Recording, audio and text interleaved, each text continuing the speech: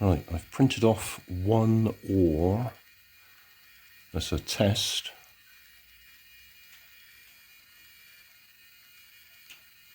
You don't get a lot of sweep from it, although I could make the OAR longer to give us more sweep. But it might work.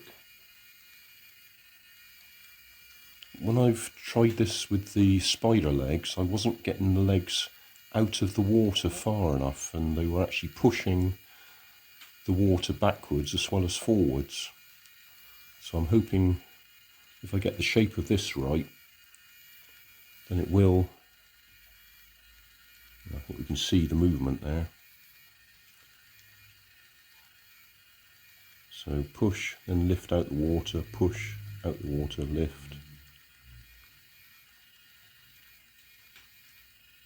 That's what I'm hoping. Ideally, you'd actually get the OAR to feather as it goes round, but we haven't got enough movement to do that. So I think, yeah, we got a bit there. We might be able to get this to work.